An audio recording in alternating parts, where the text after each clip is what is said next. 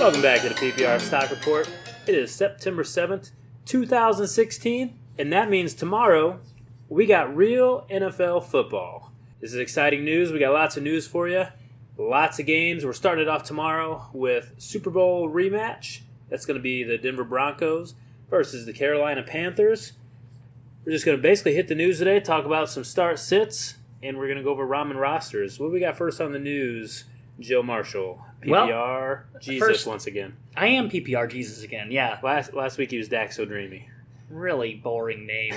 I could say this, I'm so excited for football to start back up. I truly enjoy it. I joke about it and say my life has more meaning, but I am naturally happier. I have one single tear rolling down my cheek right now. I actually saw you skipping today when you were coming up to the door from your truck. I am so excited, and we're going to have a pretty interesting game, rematch from the Super Bowl, Denver Broncos against Carolina Panthers. Plenty of fantasy implications, which we'll get to.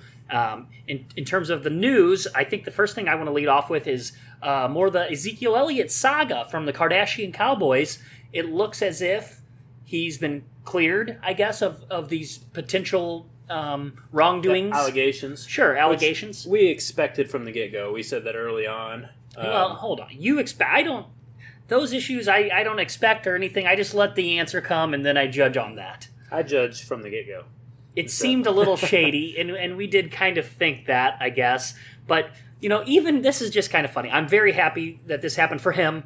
Hopefully that young lady gets whatever help it is that she needs.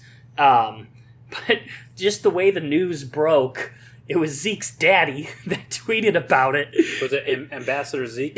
Ambassador Elliott. It just seems so silly. He's a full-grown man. But anyways, we can move forward with Ezekiel Elliott. He looks like he's past the little hamstring issues. He said he's 100% on the hamstring. Yeah, so now we're going to get to see him really play. We saw a very small sample size of him in the preseason. Everybody seemed to like what they saw in him. So he's one of the guys I'm most excited to see this coming weekend. Yeah, so that whole Zeke thing, like you said, hopefully the lady gets the help she needs. Personally, I kind of hope that under the circumstances, they press charges on her. Because at some point, this has to stop. People that do this stuff, they got to pay. But the people that have these fake allegations, especially against these people for the money. You could ruin somebody's life. Yeah. I mean, we saw what happened on other teams. There are times that the NFL just doesn't want to deal with the fallout from this stuff. The teams themselves don't want to deal with it, and they cut people. Now, are they going to cut Ezekiel Elliott? No.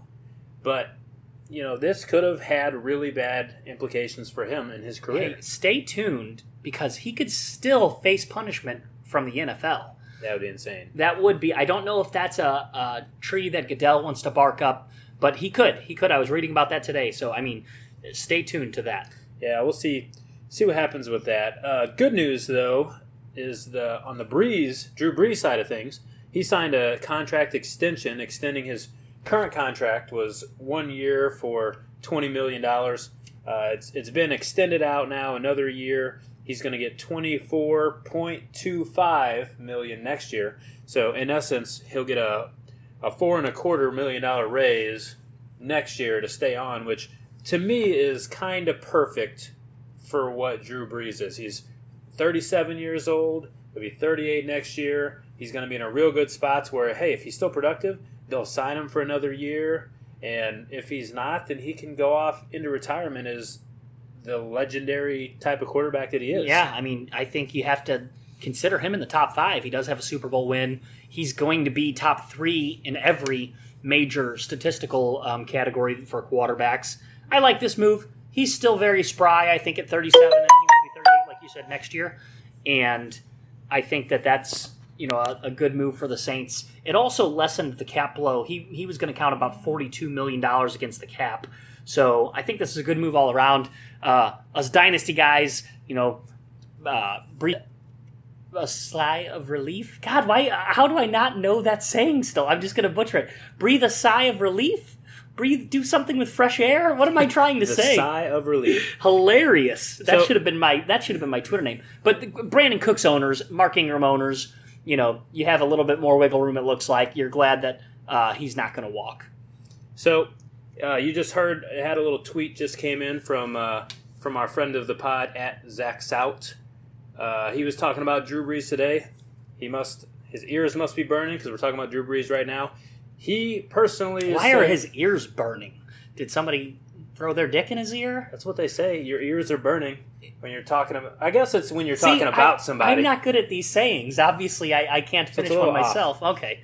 I still don't know what that means. When in Rome, I don't know what that means. So tweet from at Zach Sout, real time here. He's basically saying that Drew Brees is not worth the extension. Oh, wow. So I think a lot of people really forget how good Drew Brees was last year. He led the league in yards last year. He led the league in yards the year before. He was second behind Peyton Manning the year before that. And what was it? Adam Rank had tweeted, and I think this might have been a joke. It's real hard to tell over Twitter, but he'd said something along the lines of that it's a very risky decision to pay a quarterback that much money when he hasn't had a 5,000-yard season since 2013. I mean, here's the deal, Trent. They don't have anyone behind him to take over the reins. You know, what we're seeing in Dallas early on, of course, preseason, with Dak Prescott, there's somebody that's a little bit exciting to see that there might be a future with, like when Brett Favre was, ending his time in Green Bay. They had Aaron Rodgers on the bench. I mean, that's not the case here. The Saints needed this contract to buy a little bit more time, bide their time to get another quarterback in there to start developing him. I guess if you wanted to argue that they're not competitive, they're not going to win that division, although there's a different division winner every year in the NFC South. I mean, I guess you could say maybe they put those monies towards, a different position, but I think this is all in all a great move. Offensively, I guess they're not firing on all cylinders, and that's why you saw them playing in that last preseason game a little bit. But that offense has the potential to be a dominant offensive force. If Drew Brees is being Drew Brees, you got, Cooks, you got Michael Thomas, you got Fast Willie Snead, baby. Willie Snead looking really good in the preseason. Mark Ingram is a very solid back. He showed that he can catch passes. Until his injury, he was the top back in the league, wasn't he? Yeah, he was number 1 or 2 in PPR formats, absolutely. So, I mean, to say that they don't have a chance of winning a division it's tough.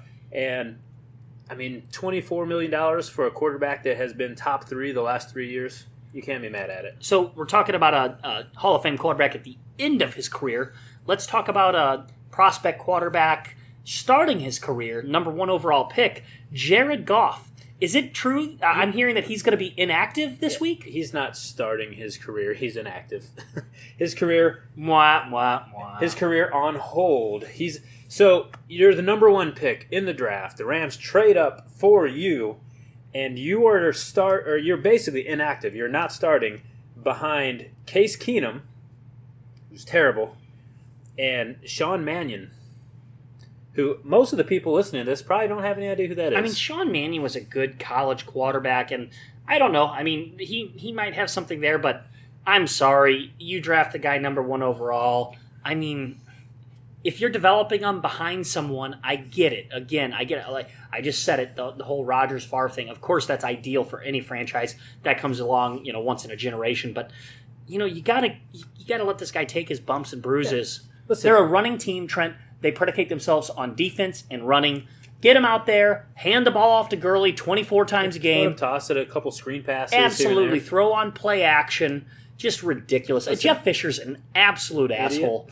I mean, how does this guy have a job? I mean, I'm very passionate about him. He's one of the most losing coaches to be making the money and have the jobs he's having. He must have, an awesome mustache. He must have some sort of, bribery information. He has something on Rams ownership, on Kroenke, that keeps him around. Maybe he's the one who wanted to go to L.A. Maybe he is pulling some strings with all that I don't want to spend much more time on these bunch of jack-offs in Los Angeles, but, that was one thing apparently that Les Snead and Stan Kroenke, the owner of the Rams, was interested in, that Jeff Fisher had successfully moved a team, the Houston Oilers.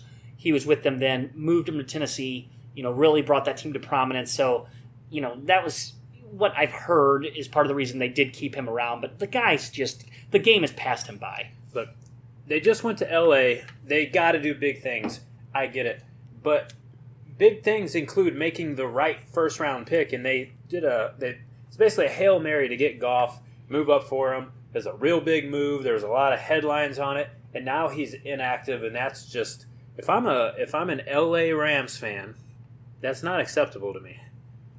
So moving on from them jerk-offs. Again, we're in St. Louis. That's why we're so passionate against the Los Angeles Rams. If I'm the LA Ram fans, again, I'm passionate about something. I mean, this is bad for them. Talk about Arian Foster. He was named the starter down there in Miami, so that's official. J.I. looked really, really bad. He did not look good in the offseason, did he? Now, the whole reason I want to talk about Foster isn't necessarily that he's the starter. That's kind of been there for a little bit. But it's more like people are talking about Foster like he's dead. Like he's a running back that has no place in the NFL anymore. And I get it. During drafts, you should draft Foster lower because he's not a guy that you expect to go for the whole season. You don't expect him to last that long. But when he's healthy, until that injury, which he's going to get hurt, but until that injury happens, he's one of the most still dynamic and PPR point-scoring running backs in the league. I think he could be. I have zero stock in him, and I don't see myself making any moves for him because I do believe also he will miss significant time. You can't, everybody's an injury risk, but yeah, I think he has something left in the tank. I think he, can be very effective in PPR leagues. I don't think he's going to put blow-up numbers. 1,200 yards, nothing like that. But yeah, I think he'll be in that scat back, at the end of the year, Charles Sims or a little bit better numbers. And, somebody might hear that and say, Charles Sims number. Charles Sims is a guy who, in my mind, could catch 60 or 70 balls. I think he caught 51 last year. Yeah, so I'm saying he could score some legitimate points. I just don't think he's going to do it in, MVP-style fashion like he once did in the past. Foster has got Seattle this week. That's a real tough matchup for anybody. But he's still going to catch some balls. He's still going to get some points. We're doing start-sit later, but what do you expect out of Foster? How many overall yards? Do you expect a touchdown out of him? I don't expect a touchdown. I believe Seattle will hold him scoreless. I could see him being somewhere around a combined 80 yards. Couple catches? Yeah, maybe give him 4 catches for 30 yards, 50 yards rushing, somewhere right around there. So 12 points. 12, 13 points. If you're flexing him or if he's your RB2 this week and you're strong at maybe you have, say, a Gurley or David Johnson in your first running back spot, yeah, that could suffice. So my last point on Foster, though, is who else is scoring touchdowns there? Well, I guess we have to think Jarvis Landry is going to be a large target. Over 100 receptions last year. Devontae Parker looks like he's not going to be playing. With another hamstring. Kenny Stills injury. is deep threat.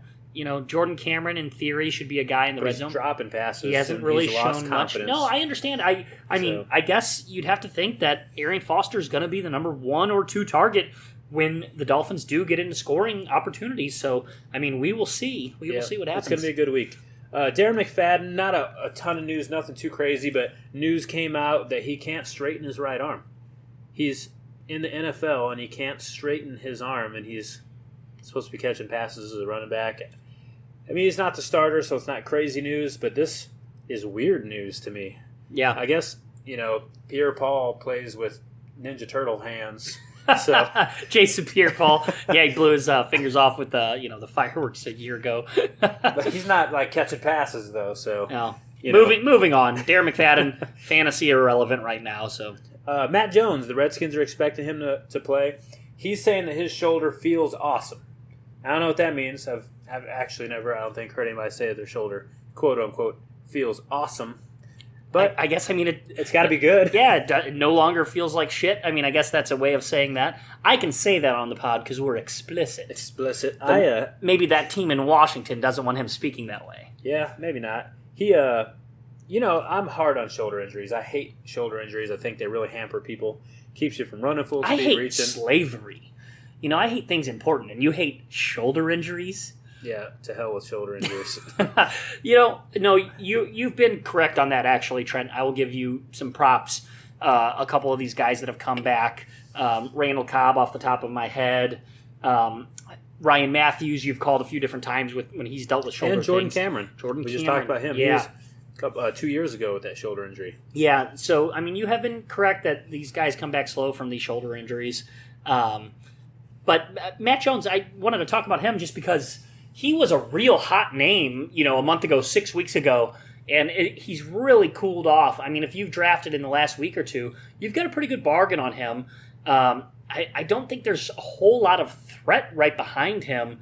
You're going to see Thompson catching some passes on third down and things like that. So, I mean, you might have gotten yourself a full-time starter in, say, the 7th, 8th round. And you know what? If he's putting his shoulder down, he's running, he's still got pads on. They padded a little bit more. Ooh, we did this well. How about this? Matt Jones, Arian Foster. I actually would take Arian Foster. I'd take Matt Jones. But I have Arian Foster in a couple leagues, and I need him to do well. So we have a limited fan base. We have, let's say, 39, 40 listeners. One of these listeners you're trying to pimp Arian Foster to. So check your trades, listeners, because I'm sure Trent is trying to talk him up and sell him. Yeah, absolutely. That's exactly what's happening right now.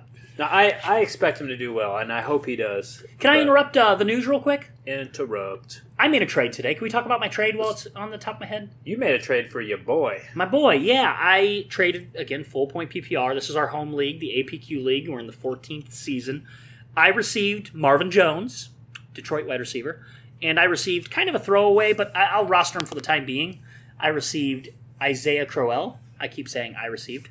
Isaiah Crowell and Marvin Jones. I gave up Jeremy Langford and Deshaun Jackson. How do you feel I fared in that one?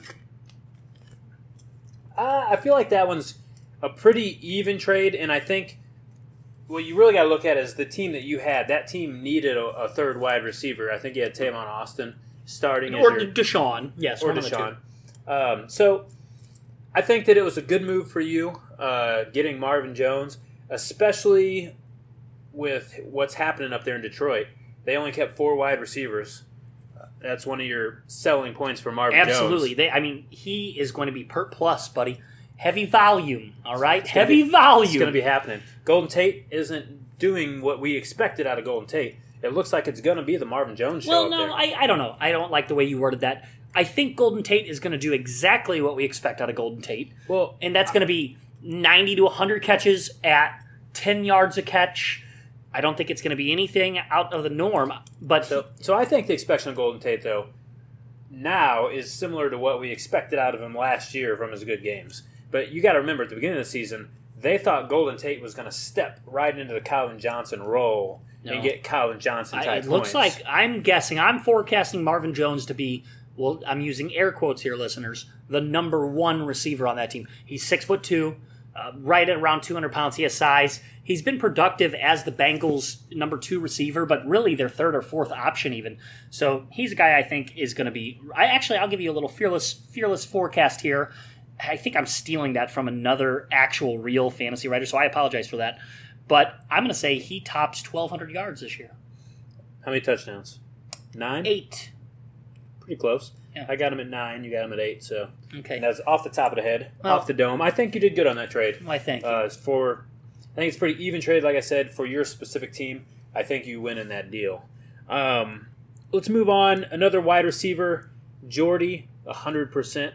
You got to like hearing that, especially if you're a Green Bay fan or a Jordy owner or an owner of anybody on that team in a fantasy type of situation. Because we saw what that team did without Jordy last year, and that was nothing. And Cobb coming off the shoulder injury, and Eddie Lacy, who was cheeseburger, drinking milkshakes, 2 at a time.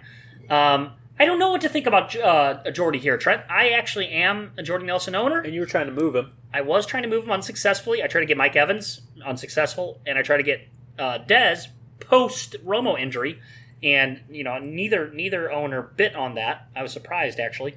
But I've heard from the team, not me personally, I've read that... That'd be awesome. I know, that would be awesome. I do not have that much clout. Got a call from the Packers I today. hear from my boss, you, and my wife. That's really about it. But I'm reading that, he is 100%. He's going to be a full go. Even Jordy himself said, they're not going to really put a number on it, the snap count. But then I've also read, conflicting stories from like local beat writers in Green Bay. They say there is going to be a snap count. Yeah, like even as low as 30 total snaps. So what can Jordy do with 30 snaps, though? I mean, if he's Jordy being Jordy, that could still be 2 touchdowns. Yeah, I'm starting him. There's really no scenario if I were a cunt that I'm not going to start Jordy Nelson. That's why I always hear you say scenario. You are a cunt. Oh, man. I just went explicit. Whoa, Trent just went explicit, everyone. Wow. Andrew Luck, another one of our elite guys. I air quoted that too. He was sitting out today with a shoulder injury. Scale of 1 to 10, how worried are you on this? 4. I'm a little worried. So you are worried. Yes, the season's starting in a few days for him. Even if this is just precautionary, I mean, we saw Luck out there for the first 8 weeks last year, and he wasn't right, and they wouldn't admit it, and it wasn't until after the season they said, yeah, he wasn't right the whole year. And now here he is, with negative news right before the season starts. I don't like this. I mean, I also am a Andrew Luck owner, and, this really puts any kind of squash on if I'm trying to get a deal done last minute right before the season. On the Luck side of things? Yeah, it's tough to trade quarterbacks in the market right now. But I am nervous. 4 or 5. I'm pretty nervous about this. I'm a little lower on the nervous scale on this, but I'm not a Luck owner at all. But I am a Moncrief owner. I don't have TY anywhere. Oh, busting out that Michelob Ultra, that diet beer. So, well, actually, we just got done drinking Henry's Hard Soda. Henry's Hard Orange Soda. Orange soda, which is probably one of the tastiest alcoholic beverages I've ever had. And I even looked because it does not. It tastes like a Vess orange soda, Whistle Orange. It does. It doesn't. I mean, and it's got like an aftertaste of alcohol. It's so delicious, and it is like 4.2%. So it's just like say a Bud Light or whatever. Next week we need to drink some Four Loko. Oh my goodness! No, but these if the listeners haven't tried, the Henry's Hard Soda. They've got root beer also, right? They have black cherry and root beer. Is it called Dad's? No, that's a whole different brand altogether. Oh, different brand, but it's the same style of deal. Yeah, Dad's root beer. They have Henry's Hard Soda, root beer, and black cherry. So, is Henry sold everywhere, or is this just like a quick trip deal? No, I think they're sold all over. I don't know that I've seen it. Yeah, it's delicious, though. It is. It's the first time I've ever had it. It's probably going to give me terrible belly aches later because of this orange flavoring. Like when I do drink Vess orange soda, down for the count. Well, I brought a couple tall cans of it over, so hopefully so worth it. Just though. Chew on a Tums and stop being a pussy. Yeah, I don't even think I have any Tums. I was prescribed Nexium a while back for my pansy belly, and I kept telling people it's a daily Nexium, and I was saying, hey, I got my first old man pill that I got to take every day, and everybody thought I was talking about Viagra, so I stopped saying that. But if you have any of those Viagra, let me know after the show. All right, $5 a pill. All right, let's. So yeah, today we're actually mixing up Henry's Hard Orange Soda and Michelob Ultra. So we will be statistically less accurate as the pod goes on. Yeah, and these are extra good because Trent and we just got done cutting my mother's grass. My mother was diagnosed with stage 3 breast cancer, and she has a tough time, doing things like that. She has a rather large yard. I mean, I really should cut her grass anyways and not be a dick, but I have 2 younger brothers that live with her that should do that. They're 18 and 15. I'm 33. Fact. Yeah, so we just cut the grass. But we did it late, so we were like jogging while cutting the grass. And we're in swampy St. Louis. It's 93 degrees somehow at 8 p.m. in September. What in the frick? Yeah. What did you just do? You trying to take the explicit tag off of us? Yeah, I think I was going overboard with it. All right, let's jump back on the news. Just wrapping it up, Jordy, 100%. Possibly on a snap count. Luck out with the shoulder injury, or sore shoulder, not an injury. I was saying Dante Moncrief. T.Y. Hilton, does that hurt their value? I guess we just have to kind of wait and see. Most people right now, beat writers and whatnot, saying probably not too much to be concerned about. Carson Wentz is starting for the Eagles over Chase Daniel. So, Jared Goff can't even put a damn jersey on, and Carson Wentz is starting over a very capable backup quarterback. With broken ribs. God. So, yeah, I mean, through the preseason, we saw a limited amount of Wentz, but he looked pretty decent while he was in there until he broke his ribs off. Yeah, he's going to be starting over Chase Daniel, a Mizzou guy there. And so this basically happened because Sam Bradford got moved to the Vikings. God, the Eagles, I mean, they must have read, the art of the deal. What a great trade for them. They received a first and a fourth round pick for that bum, and they dumped his money. Incredible. Yeah, they don't got to pay. So the big story here, though, everybody basically rushed and picked up Chase Daniel immediately as soon as that happened. Nobody picked up Wentz. And in a lot of leagues, especially if you're hurting for quarterback, Wentz is a guy that's still out there. 2 quarterback leagues and all that stuff. So it's worth looking to see if somebody picked him up. Avoid. If not, he's worth at least holding on to. Maybe not starting. We talked about it earlier. You said don't start Wentz, but he's at least holding on to. See what he does. One more piece of news, and then we're going to take a quick break. Josh Doxson's practicing again. We probably should have rolled this back in with the Matt Jones stuff. Yeah, we're rookies. Yeah, it's whatever. So is Doxson.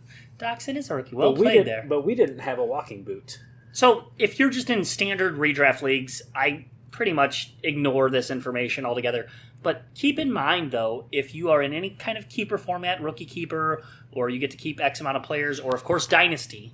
I mean, everybody's probably well aware of this, but, Pierre Garçon and Deshaun Jackson are both in walk years. So it's good to see that he actually has something going on as far as practicing. It looks like he's going to get to see some game time early in the year, and it won't be a Kevin White or Brashard Perriman situation. We're out the whole year. Yeah, so... And that was starting to become a little bit of a worry. It was. It absolutely was. So I'm glad to see this. Yeah, I'm excited to see what he can do. So we're going to take a quick break. When we get back, we'll finish up the news. Not a lot left on that. And then we're going to talk about our start sits, and we're going to talk about the Ramen roster.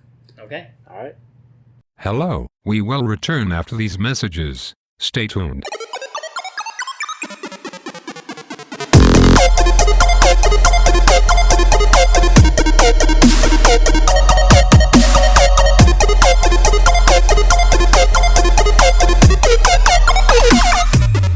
And we're back. Guys, we can breathe a sigh of relief.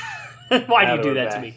So Joe just got lectured for about 10 minutes on proper English etiquette by his English major wife. Yes, the beautiful Erin Marshall, my better half. She is an English major. She actually is a high school English teacher, and she is a friend of the podcast, and she listens weekly. She said she just unsubscribed. Yeah. With all of our improper English. She really hates the way I write and speak and basically everything about me. Pretty much everything on our website. If you check us out, it's the www.pprstockreport.com. If it's proper grammar and proper spelling, she probably edited it. We should start adding that on there. Edited by Erin Marshall. So, all right, let's jump back on this news.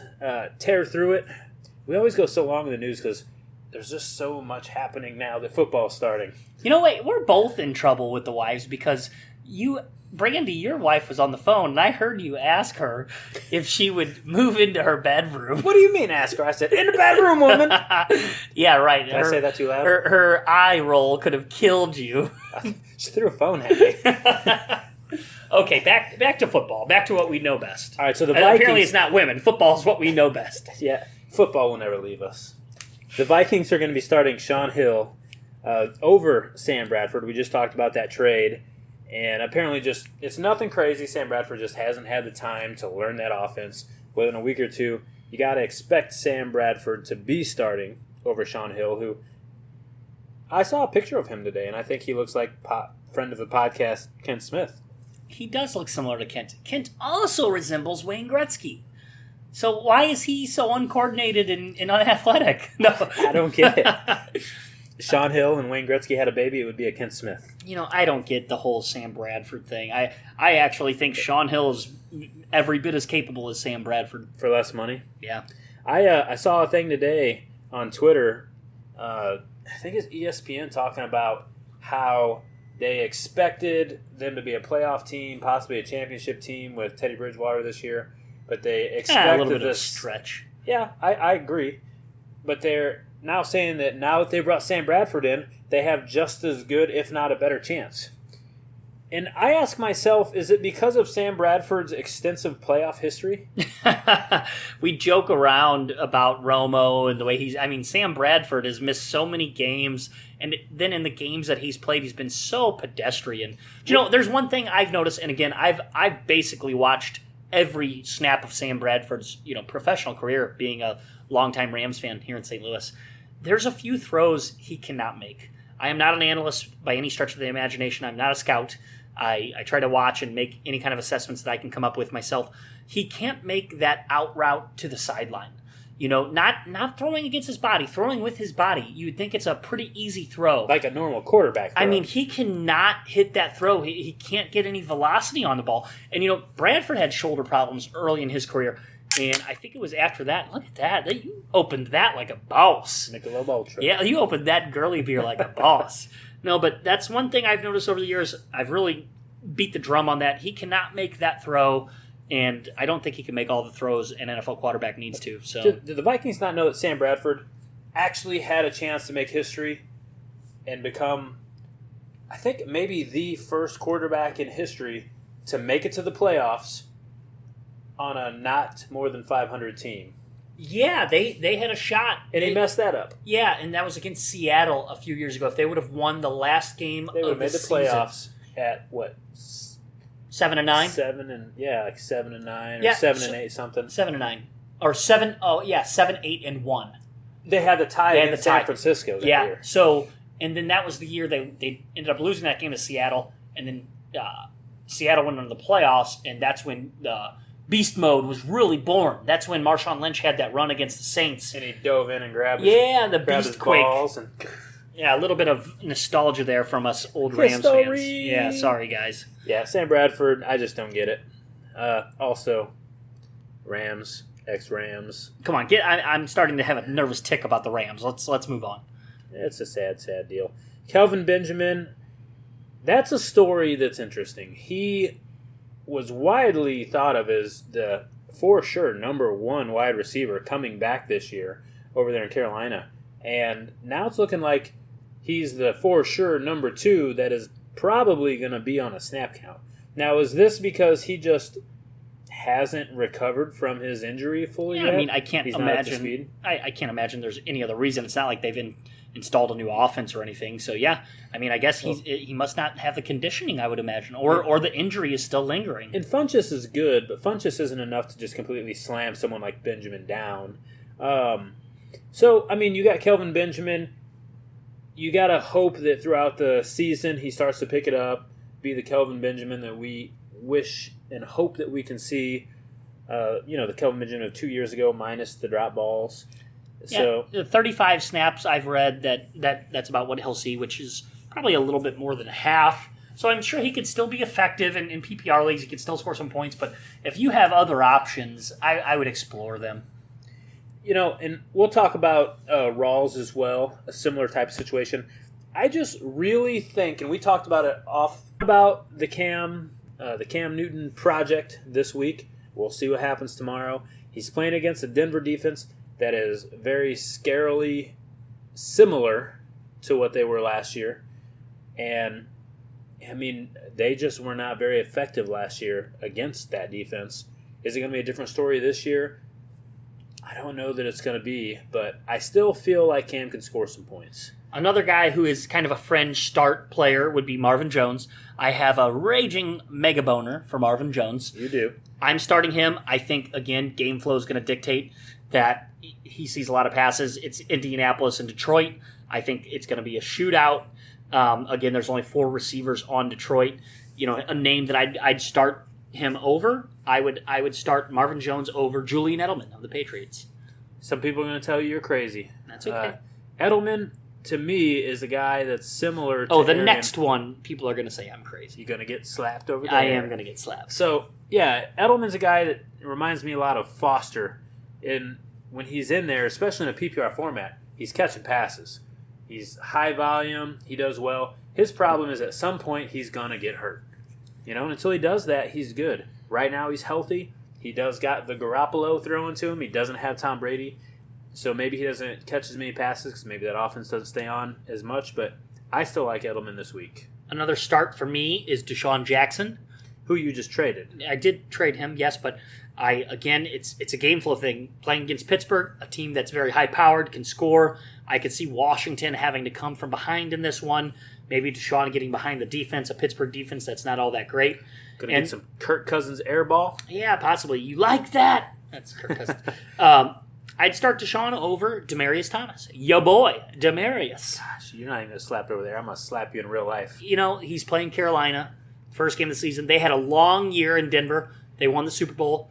But they had Josh Norman shutting Demaryius down in the Super Bowl also. So that's going to be... Yeah, regardless if Norman's there or not, I'm apprehensive about Demaryius. Again, like I said, very short offseason for him because of how long the regular season was.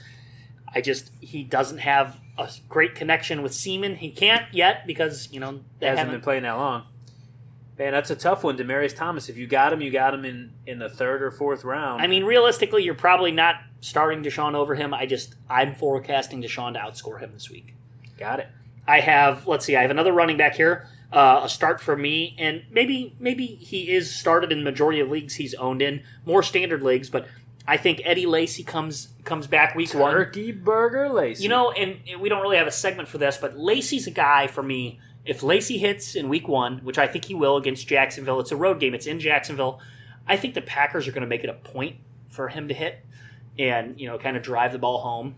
Lacy, he gets into that 20, 25 point range, I'm moving him right away. His value will go right back to where it was. Get for him? Doug Martin? I think you could get Doug Martin for him, and I would make that move. Mark Ingram? Yeah, I think Ingram would be attainable. Absolutely. Here, I'll go this far. If Lacy kills it against Jacksonville, and then, this might sound crazy, but if Peterson is really slow, he was slow for the last 8 weeks last year. There's a lot of question marks at quarterback. I think, after 1 week, Lacy's value, if he lights it up against Jacksonville, could be that high. So don't hold on to him though. Sell that stock big time. If he hits, you sell it. You sell it. And then I would start him over a guy like Thomas Rawls. Now, that's not overwhelmingly crazy news because Rawls is looking like he's going to be in a timeshare in a best-case scenario. But, Rawls, he's in my sit list in general. Last one. And Rawls is the guy we're seeing people still starting as you click through these Yahoo leagues. Yeah, Rawls still started in like 80% of leagues, and maybe these aren't super uber competitive leagues. But, yeah, I would start Lacy over a guy like Rawls. Last one here, quarterback situation. I would start Matt Stafford. Again, kind of goes with my Marvin Jones pick. Playing against Indianapolis, I really think that's going to be a shootout. But I'd start him over a guy like Rivers. Rivers is playing at Kansas City. Rivers is 4,000 yards a year. You're going to be watching that game. You're going to be at the game. I will be. I will be at Arrowhead. I'm going to be tailgating with a good friend of mine, Micah, friend of the podcast. He is on Twitter at Rhymes with Pica. Very good guy. He likes singing country music, too. Yeah. I saw that on Snapchat. I like Stafford a lot, and I would definitely start him over. Rivers is a sit for me. If you have any other options this week, I don't trust Rivers against Kansas City, in Kansas City. So we basically just went off of your list. We kind of looked at it. One guy, though, that I really would sit that wasn't on your list is Devin Funchess against that Denver defense. I would throw Kelvin Benjamin on there also. Yeah, and I think Kelvin Benjamin is still being started more than hold on, Funchess, producer, right? Okay? You tell me to write 5 starts, 5 sits down, and then you have to add a 6th? Are my starts and sits not good enough? They're close to good enough, but I just want to have my 2 cents. That's my 2 cents. I'll allow it. I argued a couple.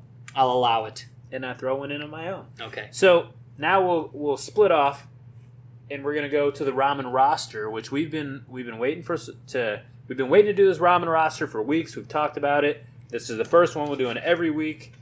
You actually were a little bummed out because you found out that Brad Evans. He does a very similar thing to us. And, it's nothing I've ever paid attention to. Trent and I have been doing this for a long time. Well, we've been doing it ourselves for years before this.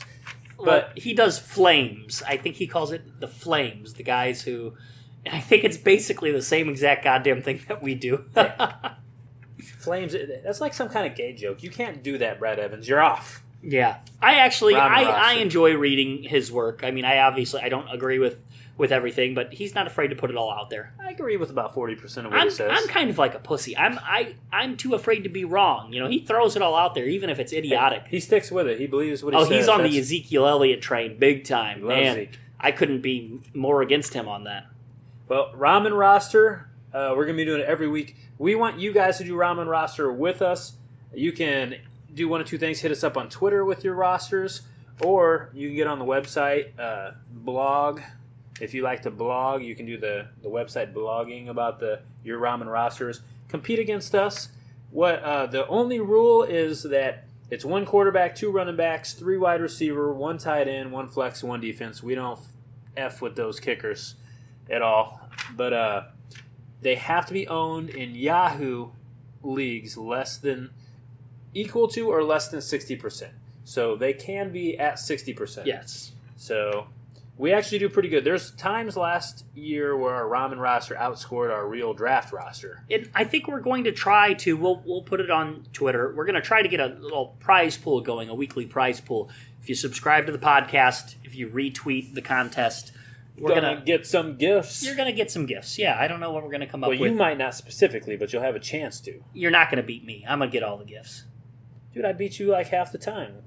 You were buying me breakfast. Yeah, Trent and I, we buy each other the winter breakfast. We do pretty good. All right, so I'm going to let you go ahead and just go down your list. Just go ahead and read them off top to bottom and then tell me why. Okay.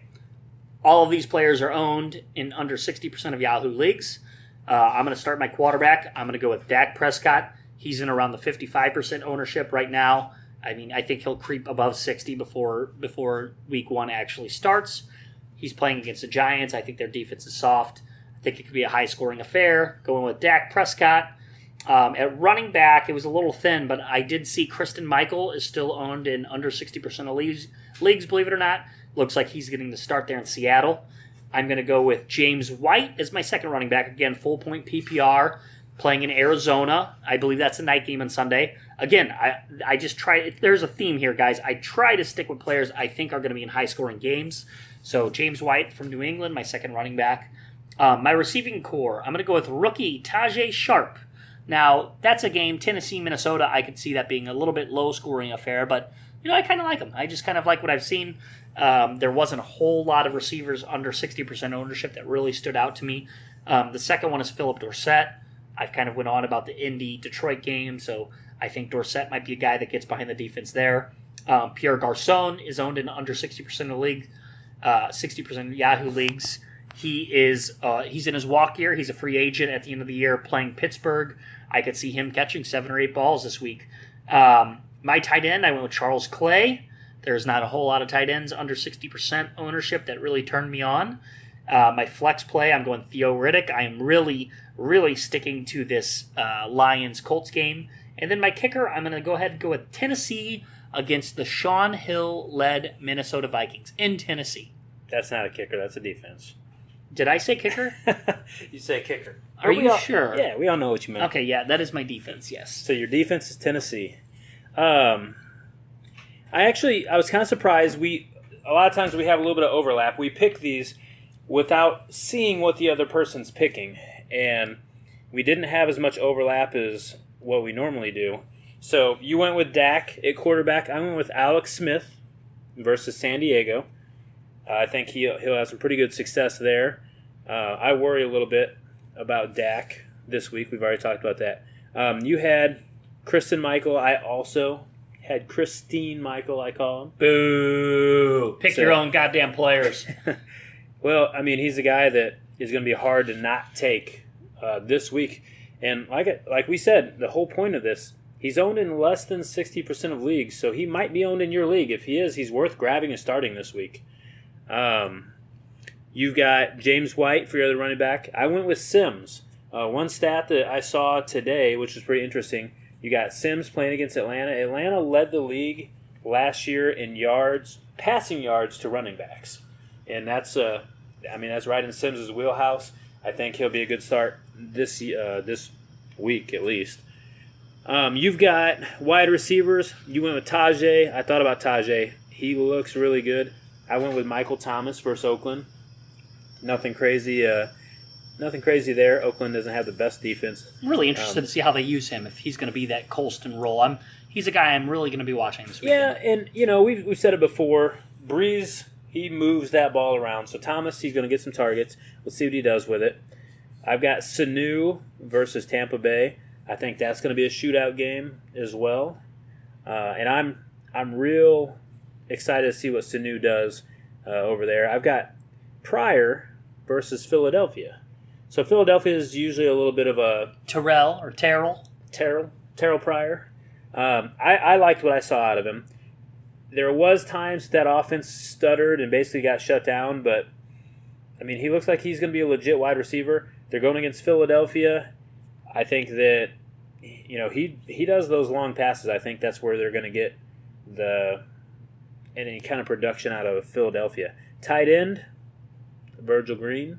Yeah, boy. I like Virgil Green a lot from what I've seen so far. Hey, young quarterback, he's going to want to check down, so yeah, I can see that. Yeah, and that's one of the things I really look for with tight ends and pass-catching running backs.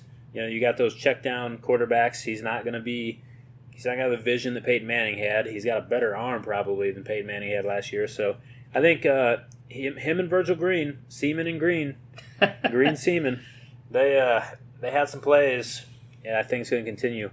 We'll see that tomorrow. My flex was Aiken versus Buffalo. Kumar? Is that 2 O's, 4 U's? How do I say that? So I've got Aiken as my flex. You had Theo. So my defense. Hold on, Theo Riddick. Theo hasn't earned, first name basis. Theo Riddick. How about T-Rid? I don't think Theo Riddick has earned nickname basis yet. All right, so you got Theo Riddick. I got Aiken. My last one, my defense, I've got Buffalo versus Baltimore. Buffalo's been a pretty good defense for the last couple years. They've lost a few parts this offseason. They had some injuries, but Baltimore also has Flacco, who admittedly is not moving 100%. He's still hobbled up. They have no idea what the hell's going on at running back. I have no idea. Steve Smith might be their number one receiver. Mike Wallace might be. Rashard Perriman might be. I think that team is a little bit of a mess. I think that's a great defensive pick this week. So that's going to be the ramen. Like I said, go ahead and tweet us. You can hit us up. It's PPR Stat Grinder, at PPR_Stat Grinder, and at PPR_Jesus. Send your ramen rosters over. We'll take a look. We'll compete, see if you guys can beat us. That's going to wrap it up for us. Go ahead and catch us next week. Make sure you subscribe on iTunes. Check out our website at www.pprstockreport.com. Till next week, peace. Toodaloo, motherfuckers!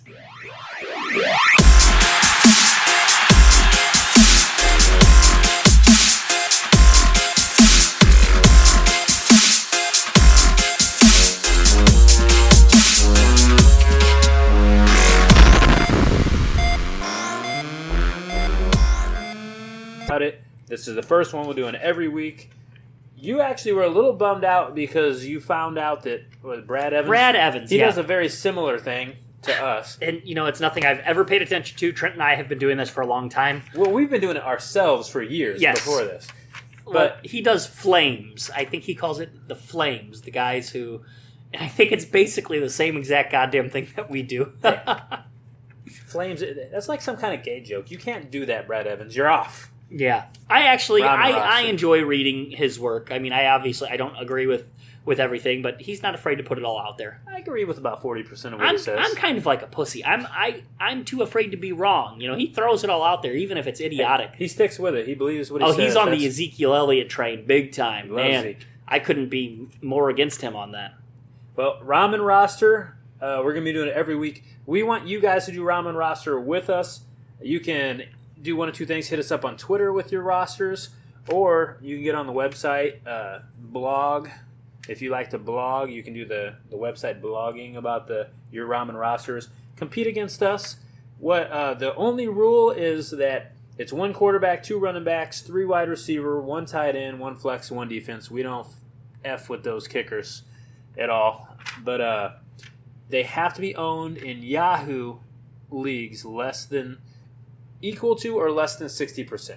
So they can be at 60%. Yes. So We actually do pretty good. There's times last year where our Ramen roster outscored our real draft roster. I think we're going to try to, we'll put it on Twitter, we're going to try to get a little prize pool going, a weekly prize pool. If you subscribe to the podcast, if you retweet the contest, we're going to get some gifts. You're going to get some gifts, yeah. I don't know what we're going to come up with. Well, you might not specifically, but you'll have a chance to. You're not going to beat me. I'm going to get all the gifts. Dude, I beat you like half the time. You were buying me breakfast. Yeah, Trent and I, we buy each other the winter breakfast. We do pretty good. All right, so I'm going to let you go ahead and just go down your list. Just go ahead and read them off top to bottom and then tell me why. Okay. All of these players are owned in under 60% of Yahoo leagues. I'm going to start my quarterback. I'm going to go with Dak Prescott. He's in around the 55% ownership right now. I mean, I think he'll creep above 60 before week 1 actually starts. He's playing against the Giants. I think their defense is soft. I think it could be a high-scoring affair. Going with Dak Prescott. At running back, it was a little thin, but I did see Kristen Michael is still owned in under 60% of leagues, believe it or not. Looks like he's getting the start there in Seattle. I'm going to go with James White as my second running back. Again, full-point PPR, playing in Arizona. I believe that's a night game on Sunday. Again, I just try. There's a theme here, guys. I try to stick with players I think are going to be in high-scoring games. So James White from New England, my second running back. My receiving core, I'm going to go with rookie Tajay Sharp. Now, that's a game, Tennessee, Minnesota. I could see that being a little bit low-scoring affair, but I kind of like him. I just kind of like what I've seen.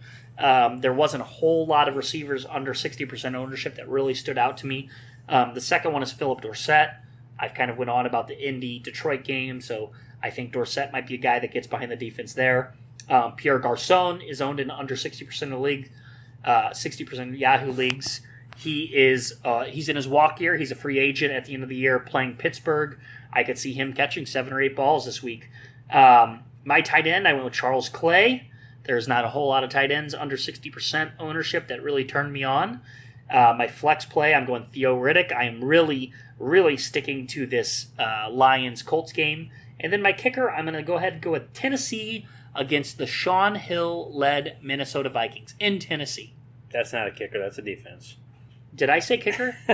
You say kicker. Are you sure? Yeah, we all know what you meant. Okay, yeah, that is my defense, yes. So your defense is Tennessee. I was kind of surprised. A lot of times we have a little bit of overlap. We pick these without seeing what the other person's picking, and we didn't have as much overlap as what we normally do.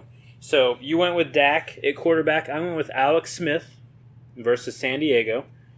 I think he'll have some pretty good success there. I worry a little bit about Dak this week. We've already talked about that. You had Kristen Michael. I also had Christine Michael, I call him. Boo! Pick your own goddamn players. Well, I mean, he's a guy that is going to be hard to not take this week. And like we said, the whole point of this, he's owned in less than 60% of leagues, so he might be owned in your league. If he is, he's worth grabbing and starting this week. You've got James White for your other running back. I went with Sims. One stat that I saw today, which was pretty interesting, you got Sims playing against Atlanta. Atlanta led the league last year in passing yards to running backs. And that's right in Sims' wheelhouse. I think he'll be a good start this week at least. You've got wide receivers. You went with Tajay. I thought about Tajay. He looks really good.